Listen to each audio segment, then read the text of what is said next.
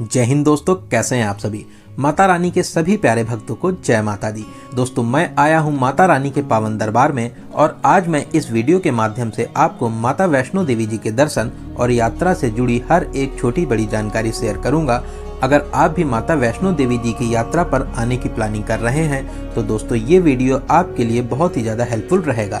इस वीडियो में हम लोग जानेंगे कि आप कटरा तक कैसे पहुंच सकते हैं, यहाँ पर पहुंचने के बाद में आपको होटल कहां और कैसे मिल सकेंगे, यहाँ पर खाने पीने की क्या फैसिलिटी है, आप अपना RFID कार्ड कहां बनवा सकते हैं, यात्रा करने के लिए आपको कौन सा मार्ग सबसे अच्छा रहेगा, किस मार्ग से आपको यात्रा करनी चाहिए, यात्रा के लिए घोड़े, पालकी, पिट्ठू और हेलीकॉप्टर के क्या रेट हैं, इन सभी बातों को बहुत ही अच्छे और सही तरीके से बताऊंगा।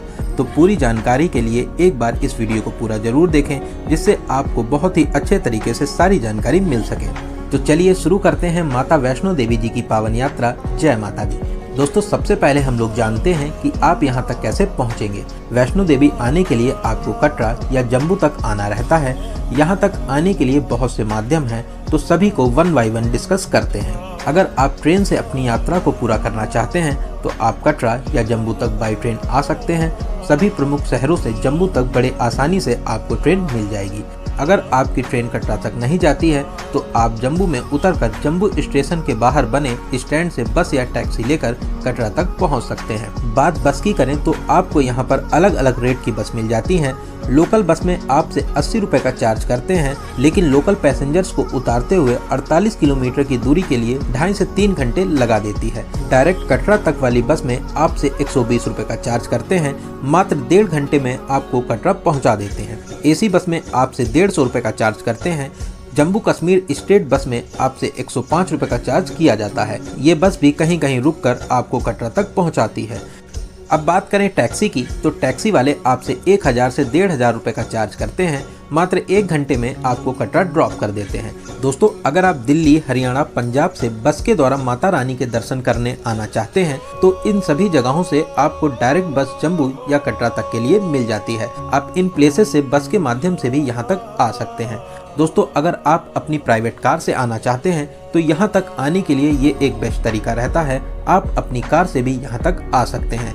अब बात करते हैं फ्लाइट की। अगर आप अपनी यात्रा को फ्लाइट से पूरा करना चाहते हैं तो आप जम्मू एयरपोर्ट तक आ जाइए। जम्मू आने के बाद में आप बस या टैक्सी के माध्यम से कटरा तक बड़ी आसानी के साथ में पहुंच सकते हैं। जम्मू से कटरा के बीच का रास्ता बहुत ही प्यारा और शानदार है। ऊंचे ऊंचे पुलों, पहाड़ों और बहुत सी सुरंगों को पार करते हुए दोस्तों अब हम लोग आ चुके हैं कटरा। दूर से ही माता रानी का प्यारा सा पर्वत आपको दिखाई देगा, जहां पर माता रानी विराजमान है। कटरा का बस स्टैंड यहाँ का सेंटर पॉइंट है। अब हम लोग जानते हैं कि हमें होटल कहाँ और कैसे लेना चाहिए। अगर आप अच्छा और बजट होटल लेना चाहते हैं तो आप माता वैष्णो देवी श्राइन बोर्ड के द्वारा संचालित निहारिका कॉम्प्लेक्स में रूम ले सकते हैं। बस स्टैंड के अंदर ही निहारिका कॉम्प्लेक्स बना हुआ है। दोस्तों, जो रूम आपको अदर होटल में 2500-3000 तक के मिलते हैं, निहारिका कॉम्प्लेक्स में उसी फैसिलिटी का यहाँ पर आपको 1200 से 1400 में रूम बड़े आसानी के साथ में मिल जाता है। यहाँ पर पार्किंग की फैसिलिटी बहुत ज़्यादा अच्छी है। अगर आप अपनी कार के माध्यम से यहाँ पर आना चाहते हैं तो निहारिका कॉम्प्लेक्स आपके लिए बेस्ट ऑप्शन रहता है। निहारिका कॉम्प्लेक्स में ही आपको डोरमेट्री मिल जाती है। मात्र 100 रुपए में आपको एक बेड और लॉकर प्रोवाइड करते हैं, लेकिन लॉक आपको अपना यूज करना रहता है। ऐसे आप जब बस या टैक्सी से उतरते हैं तो बहुत से होटल वाले आपको मिल जाएंगे। आप अपने बजट के हिसाब से होटल ले सकते हैं। बजट होटल्स की बात करें तो यहाँ पर आपको डबल बेडरूम मात्र 500 में स्टार्ट हो जाते हैं। 3 बेड की बात करें तो 600 रुपए, वहीं 4 बेड की बात करें तो मात्र 800 रुपए से यहाँ पर स्टार्टिंग हो जाती है। आप अच्छे से बात करके एक प्यारा सा रूम यहाँ पर ले सकते हैं। तो चलिए दोस्तों, अब हम लोग जानते हैं कि यात्रा के लिए RFID कार्ड आप कहां और कैसे बनवा सकते हैं। दोस्तों, अगर आप जम्मू में उतर रहे हैं तो जम्मू में ही जम्मू स्टेशन के बाहर वैष्णवी धाम बना हुआ है। अगर आप भीड़ भाड़ से बचना चाहते हैं तो आप यहां पर भी अपना RFID कार्ड बनवा सकते हैं। अगर आप कटरा रेलवे स्टेशन पर आ रहे हैं तो आप यहां पर भी अपना RFID कार्ड बनवा सकते हैं, या आप कटरा बस स्टैंड के पास बने हुए रजिस्ट्रेशन काउंटर से भी अपना RFID कार्ड बनवा सकते हैं। अगर आप ताराकोट मार्ग से अपनी यात्रा पूरी करना चाहते हैं तो यहाँ पर भी RFID कार्ड बनते हैं, आप यहाँ से भी बनवा सकते हैं। दोस्तों ये RFID कार्ड आपका बाणगंगा मार्ग और नया ताराकोट मार्ग पर स्कैन किया जाता है। अगर आपके कार्ड में कुछ प्रॉब्लम हो जाती है तो यहाँ पर बने हुए काउंटर्स में आप इनको सही करा सकते हैं और अपनी सफलतापूर्वक यात्रा करने के बाद में इस कार्ड को आपको वापस करना अनिवार्य रहता है। तो चलिए दोस्तों, अब हम लोग जानते हैं सबसे जरूरी बात कि यात्रा के लिए आपको कौन सा मार्ग सबसे अच्छा रहेगा। माता वैष्णो देवी जी के भवन तक यात्रा के लिए 2 मार्ग बने हैं। एक पुराना मार्ग जिसे बाणगंगा मार्ग कहते हैं। दोस्तों इस मार्ग के लिए आपको कटरा चौक से 1.5 किलोमीटर की दूरी पूरी करके बाणगंगा चेक पोस्ट पर आना रहता है। फिर बाणगंगा चरण पादुका मंदिर होते हुए 6 किलोमीटर की यात्रा पूरा करके आप अर्धकुमारी मार्ग पर पहुंच जाते हैं। फिर आप हिमकोटी मार्ग पर 5.5 किलोमीटर की दूरी पूरा करते हुए टोटल 13 किलोमीटर की यात्रा करके माता के भवन में आराम से पहुंच जाएंगे। और हमारा दूसरा मार्ग है नया ताराकोट मार्ग, जो कटरा बस स्टैंड से 2.5 किलोमीटर की दूरी पर स्थित है। यहीं से हमारा नया ताराकोट मार्ग शुरू होता है। फिर माता रानी के लंगर से होते हुए हम लोग 7 किलोमीटर की दूरी पूरा करके अर्धकुमारी मार्ग और हिमकोटी मार्ग पर पहुंचते हैं। फिर यहां से हिमकोटी मार्ग से 5.5 किलोमीटर की दूरी पूरा करके हम लोग माता के भवन में बड़े आसानी के साथ में पहुंच जाते हैं। दोस्तों अगर आप घोड़ा, पालकी और पिट्ठू से जाना चाहते हैं तो आप बाणगंगा मार्ग से अपनी यात्रा को प्रारंभ कर सकते हैं, क्योंकि इसी मार्ग पर आपको घोड़ा, पालकी और पिट्ठू मिलते हैं। अगर घोड़े की रेट की बात करें तो अर्धकुमारी तक आपको 650 और भवन तक के लिए आपको 1250 रुपए पे करने रहते हैं। वहीं पालकी के चार्जेस की बात करें तो अर्धकुमारी तक 1800 और भवन तक के लिए आपको 3500 रुपए का चार्ज देना रहता है। बच्चों के लिए ट्रॉली की बात करें तो अर्धकुमारी तक 200 रुपए और वहीं भवन तक के लिए 350 रुपए का चार्ज किया जाता है। दोस्तों अगर आप घोड़े, पालकी की भीड़ भाड़ से बचना चाहते हैं और आप साफ सुथरी और पैदल यात्रा करना चाह रहे हैं तो आपके लिए नया ताराकोट मार्ग सबसे अच्छा ऑप्शन रहता है। इस मार्ग पर घोड़ों से बच के चलने वाली प्रॉब्लम भी नहीं है और ना ही यहाँ पर कोई खड़ी चढ़ाई है। बहुत ही अच्छा और सुंदर मार्ग बनाया गया है। दोस्तों पैदल यात्रा के लिए ये सबसे बेस्ट ऑप्शन है। आप अगर पैदल यात्रा करना चाहते हैं तो मेरी आपको यही एडवाइस है कि आपको नया मार्ग ताराकोट मार्ग से अपनी यात्रा को प्रारंभ करना चाहिए। तो दोस्तों आज हम लोग इसी ताराकोट मार्ग से अपनी माता रानी की पावन यात्रा को पूरा करेंगे। तो माता रानी का नाम लेकर शुरू करते हैं माता रानी की पावन यात्रा। जय माता दी। दोस्तों कमेंट बॉक्स में जय माता दी जरूर लिखें। आप कटरा चौराहे से ताराकोट मार्ग के लिए ऑटो भी कर सकते हैं। ऑटो में 4 पर्सन के लिए फिक्स 210 रुपए का चार्ज करते हैं और आपको ताराकोट मार्ग पर ड्रॉप कर देंगे। चलिए ऑटो लेकर हम आ चुके हैं ताराकोट मार्ग पर। यहाँ पर आप अपना RFID कार्ड चेक कराइए और अब हम लोग चलते हैं माता रानी के भवन की ओर। रास्ते में जगह जगह पीने के लिए पानी की बहुत ही अच्छी व्यवस्था यहाँ पर की गई है। आप यहाँ पर ठंडा और गर्म दोनों तरह का पानी ले सकते हैं और खाने पीने के लिए बहुत ही अच्छे अच्छे रेस्टोरेंट यहाँ पर बने हुए हैं। यहाँ पर आपको जगह जगह पर टॉयलेट की भी फैसिलिटी मिल जाती है, जो कि बहुत ही ज्यादा साफ और सुथरे रहते हैं। दोस्तों 3 किलोमीटर की यात्रा करने के बाद में अब हम लोग आ चुके हैं माता रानी श्राइन बोर्ड के द्वारा संचालित लंगर के पास में। यहाँ पर लंगर की बहुत ही अच्छी व्यवस्था है। लंगर में आप दाल चावल का प्रसाद जरूर खाएं, बहुत ही स्वादिष्ट आपको ये प्रसाद लगेगा। दोस्तों लंगर के पास में ही बहुत ही प्यारा पार्क बनाया गया है। आप यहाँ की खूबसूरती देखकर खुद को फोटो शूट कराने से रोक नहीं पाएंगे। लंगर में प्रसाद ग्रहण करें और पार्क में कुछ देर आराम करने के बाद में अब हम लोग चलेंगे आगे। रास्ते भर जगह जगह पर बैठने की बहुत ही ज्यादा अच्छी सुविधा है। साथ ही साथ आपको जगह जगह पर कुर्सियां भी मिलेंगी। जब आप थक जाएं तो थोड़ी देर आप बैठकर आप यहाँ पर आराम भी कर सकते हैं। आराम करते हुए, खाते पीते हुए, माता रानी का भजन सुनते और गुनगुनाते हुए दोस्तों अब हम लोग 7 किलोमीटर की दूरी पूरा करके आ चुके हैं हिमकोटी मार्ग पर। यहाँ पर एक मार्ग भवन की ओर, एक मार्ग अर्धकुमारी की ओर और एक मार्ग बाणगंगा मार्ग के लिए गया हुआ है। दोस्तों अब हम लोग चलते हैं माता अर्धकुमारी जी के दर्शन करने के लिए। माता अर्धकुमारी के दर्शन के लिए यहाँ पर हमेशा वेटिंग रहती है। यहाँ पर आपको 12 घंटे, 24 घंटे और बहुत ज्यादा भीड़ होने पर आपको 48 घंटे तक की वेटिंग मिलती है। मेरी आपको यही एडवाइस है, आप अपना ग्रुप टाइम लेकर पहले माता वैष्णो देवी जी के दर्शन कर लें और फिर लौटते समय आप माता अर्धकुमारी जी के दर्शन कर सकते हैं। तो दोस्तों अब हम लोग फिर से हिमकोटी मार्ग होते हुए अपनी पैदल यात्रा को प्रारंभ करते हैं। दोस्तों हिमकोटी मार्ग से ही आपको बैटरी कार भी मिल जाती हैं। बैटरी कार आप पहले से ऑनलाइन भी बुक करा सकते हैं और ऑन द स्पॉट भी आप यहाँ पर इसको बुक करा सकते हैं। इस मार्ग पर भी घोड़े नहीं चलते हैं, इसीलिए पैदल यात्रियों के लिए ये बहुत ही ज्यादा अच्छा मार्ग है और ना ही यहाँ पर ज्यादा चढ़ाई है। बहुत ही साफ और अच्छा मार्ग बना हुआ है। रास्ते में खाने पीने के लिए श्राइन बोर्ड के द्वारा संचालित भोजनालय भी बने हुए हैं, जहां पर बहुत ही कम रेट पर आप भोजन कर सकते हैं। यहां पर चाय आपको मात्र 7 रुपए में मिल जाती है और साथ ही साथ यहां पर डोसा पॉइंट भी बना हुआ है, जहां पर बहुत स्वादिष्ट डोसा आपको मिलता है।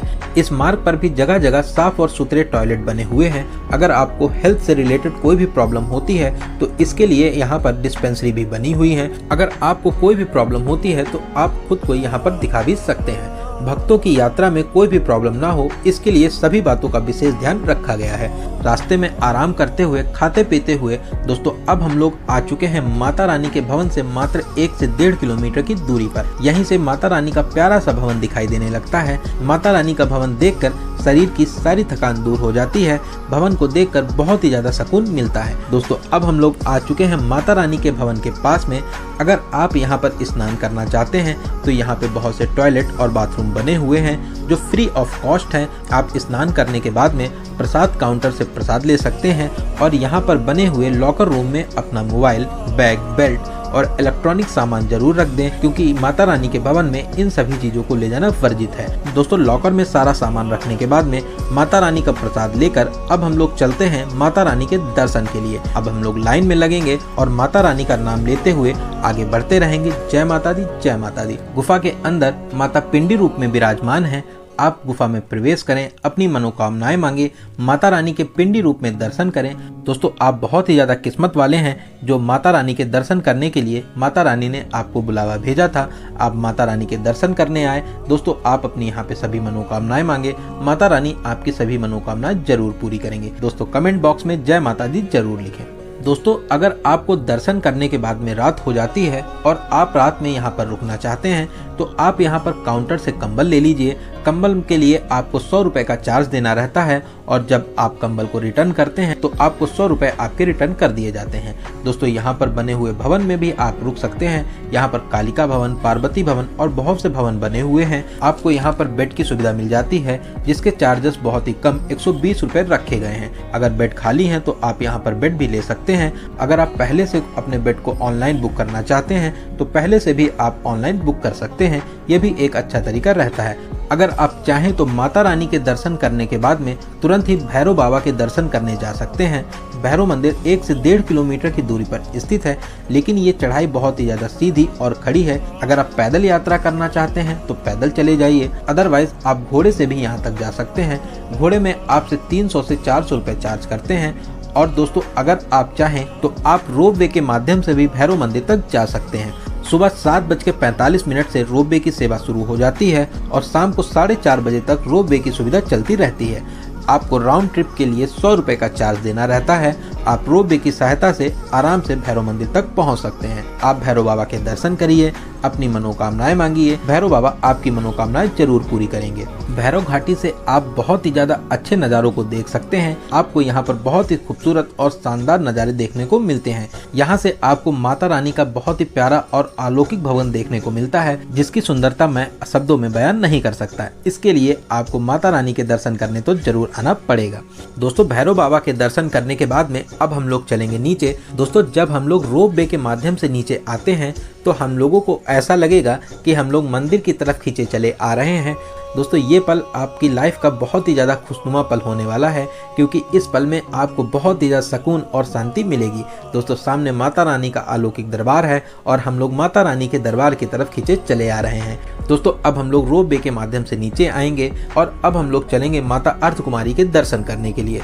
माता अर्धकुमारी के दर्शन करेंगे और बाणगंगा मार्ग या ताराकोट मार्ग होते हुए कटरा आ जाएंगे और अपने होटल में आराम करेंगे। चलिए दोस्तों अब हम लोग जानते हैं यहाँ पर खाने पीने की क्या फैसिलिटी है। दोस्तों यहाँ पर बहुत ही ज़्यादा अच्छा और स्वादिष्ट भोजन आपको मिलता है।